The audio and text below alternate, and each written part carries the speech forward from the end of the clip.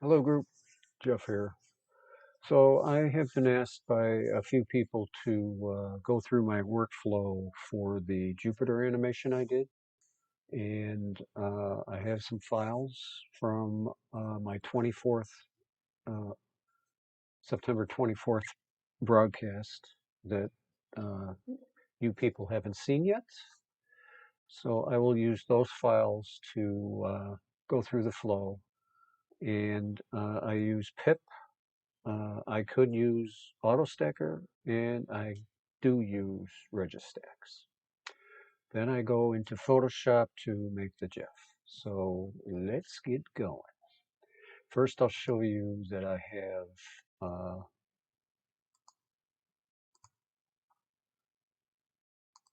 all of the files from that broadcast right here. So there's approximately 100,000.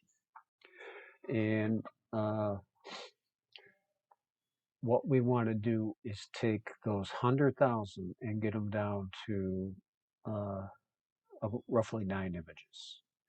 And from 902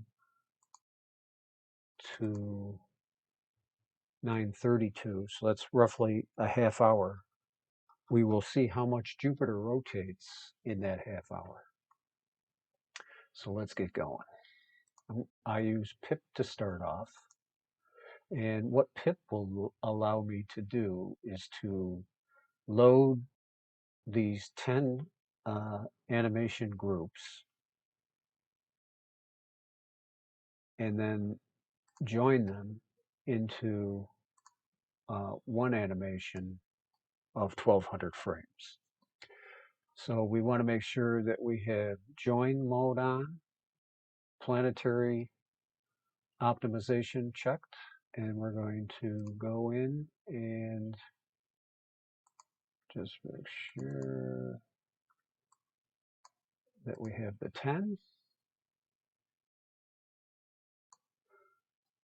And I don't change anything here. I don't change anything here except I want to be in object planetary mode for stabilization. And I'm enabling crop because my image is 488 by 488 after the crop. And I want to enable quality estimation, and this is where we go from the 10 1000 frame animations down to 1200.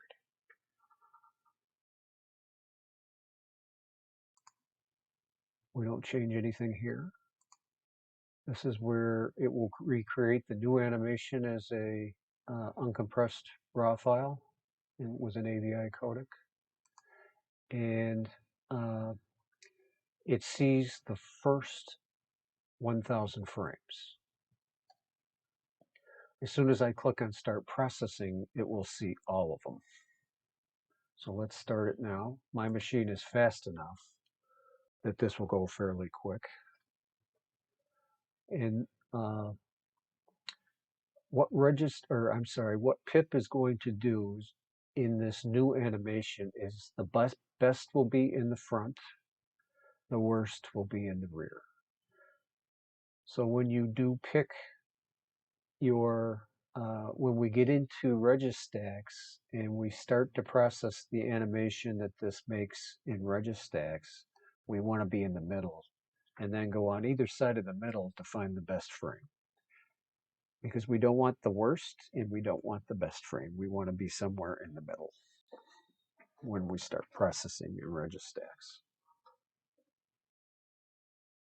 And I will show you how to do that. So we're already halfway through the fifth one.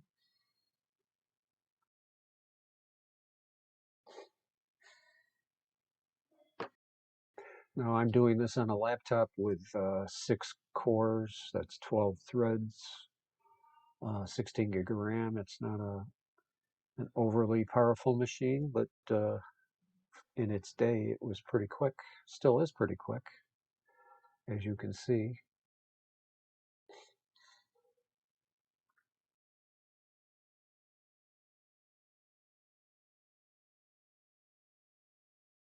We're on the 9th, just started the 9th.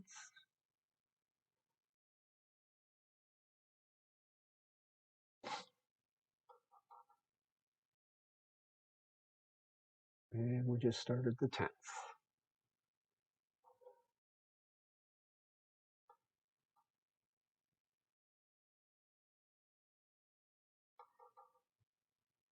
So now it's looking for the best 1200 and making a new animation. And it's done.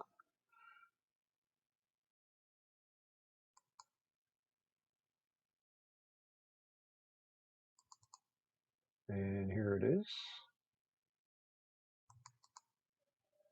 And if we play this,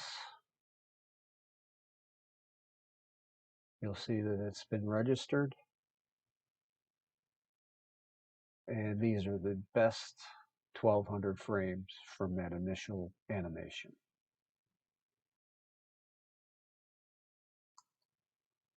So what we want to do now is go into AutoStacker. Well, I'll show you that first. And what I want to do is open, whoops,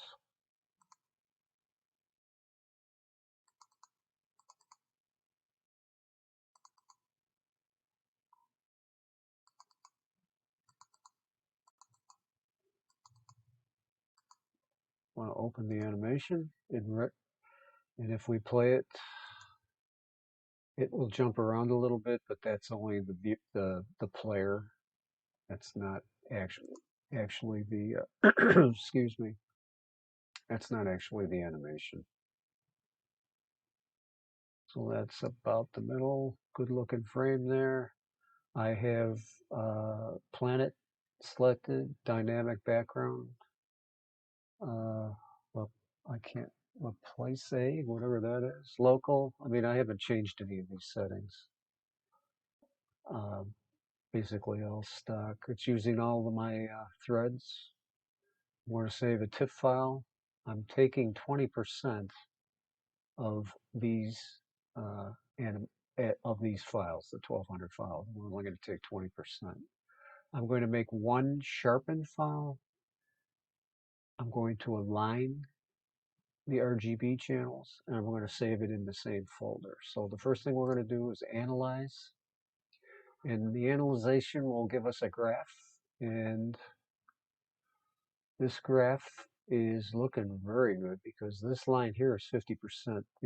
These are all pretty good looking files, but I still only want to take 20% because I'm doing 9 or 10 groups like this.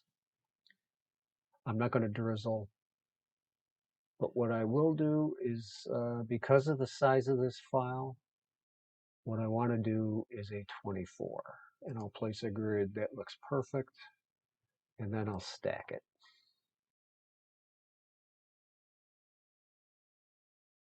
We're done with AutoStacker for now, but if you're going to use AutoStacker, you would have to go through all your groups and do the same thing.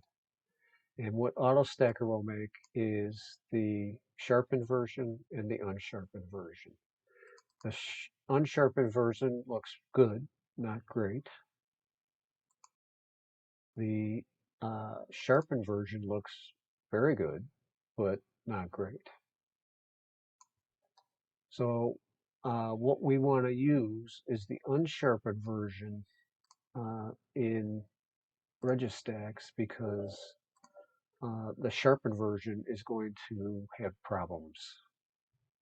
And I will show you that. Let's go here. Oops. Come on.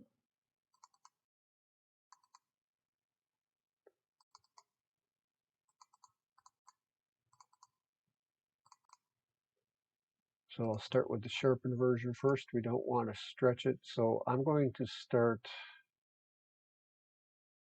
just pulling the slider. and you can see how ready it's looking.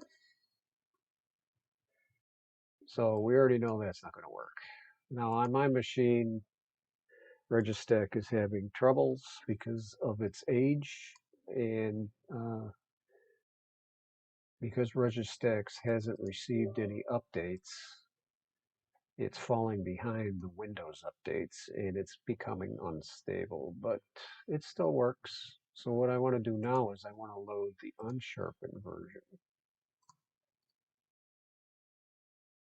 Don't want to stretch.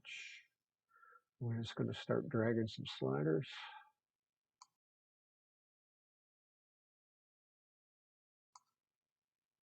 And the top three are for small detail. And the bottom three are for big. And because this image is small, I don't want to drag the big too far. That's fine by me. Now we want to align the RGB channels. I like to add some contrast. You can use it any way you want. The contrast darkens, a little brightness, and I like it. So what we want to do now is save this, and I'm going to just save it over one I've already made.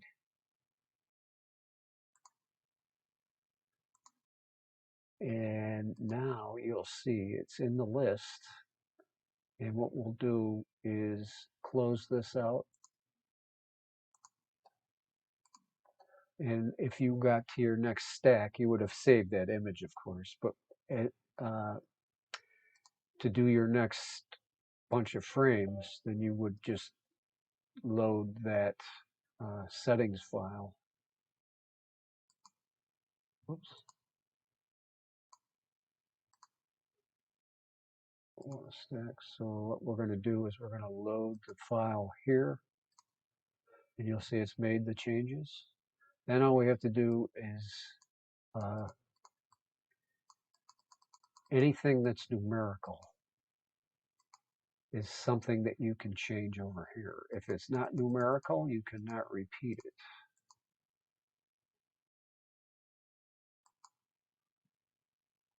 I should have done this before I did that, but it still worked. I like to do a do all because sometimes it will not do them all. Then I would save the image and I would go to the next batch. And that's using the AutoStacker flow. And the next one, I will show you if you aren't using AutoStacker and just RegiStax, we're coming right out of PIPP into RegiStax. So I'm going to load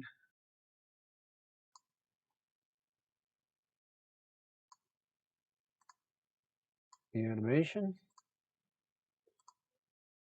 And if you remember what I said, we want to go to about the middle.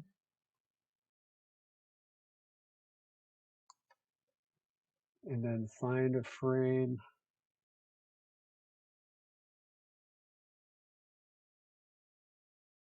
that looks pretty good, maybe.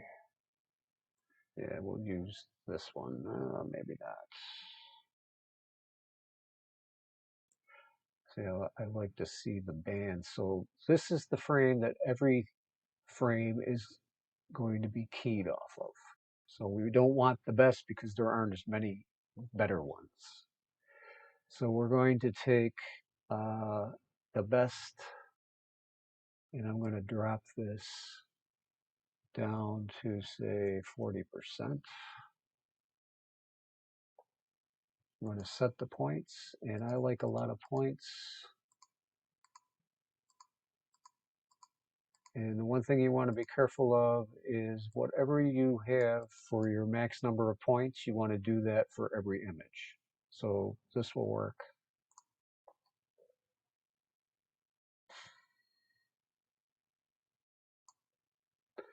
So now it's processing.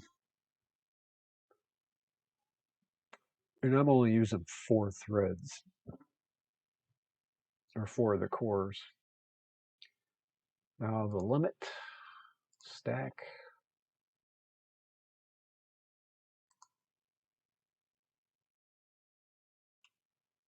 That looks pretty good. Go to wavelet. And I'm going to load that same file, and we'll go to my favorite numbers. I forgot to do this, won't matter. For some reason, if you do the contrast and the brightness before you do this, it screws with the graph, but it still works. And that's what I mean about this program becoming more unstable as Windows gets further and further away from its build date here. So now this is good. I like it. I would save the file and do the next one, do the next one, do the next one till I'm done. And now we're ready for Photoshop. So I'll close all this. We'll open up Photoshop. And you can use any program that can make a GIF. Doesn't have to be Photoshop. I'm just a Photoshop guy. Been using it too long to change. Old dog. You know that routine. So I want to go into scripts and I want to load files into a stack. And then I want to browse to my Jupiter folder where I had TIFFs. And what I did was I made these TIFFs into JPEGs.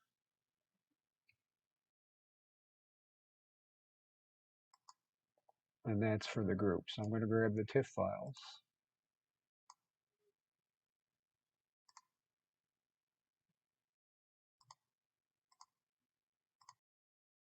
Say OK.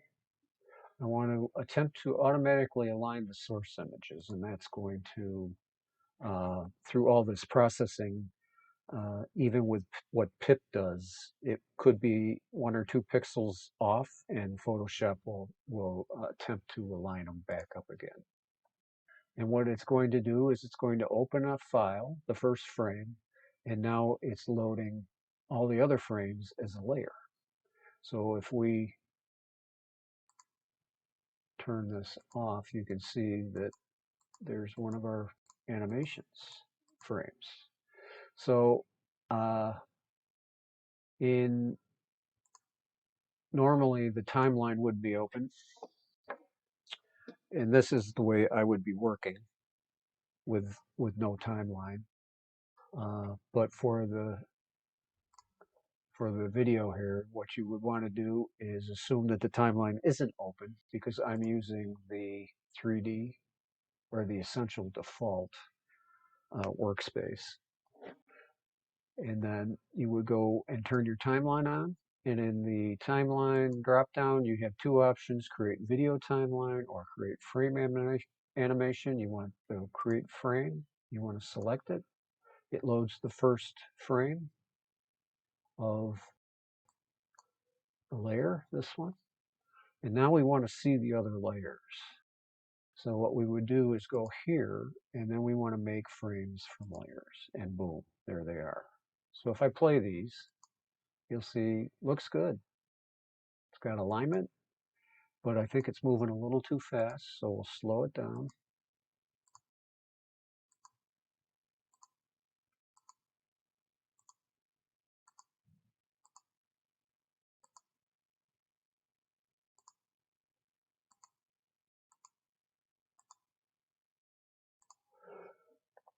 And then if I hit play, you'll see that it is slower now, but it's going the wrong way. So what I want to do is reverse it.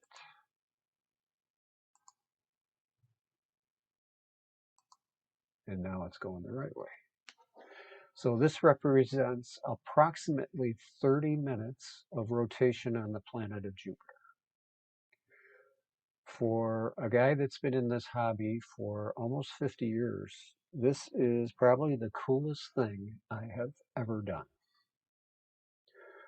I bought the C14 in the 70s, hoping to look at the planets, and was very disappointed as my area became more light polluted and the planets were much lower than when I initially looked at the planets, I was in California, which is substantially lower than Buffalo, New York, and it's just a world of difference in from California to the Buffalo latitudes. It's huge. Jupiter doesn't get above 28 degrees for me, and this year it's much higher than it was last year. So to be able to do this after that long with pretty much the same scope but newer cameras, just newer tech all the way around, made the hobby worth it for me from the start till today. I mean, this is so cool that a guy in his driveway can do this. So if you have any questions, you know where I live, and we'll see you in the group.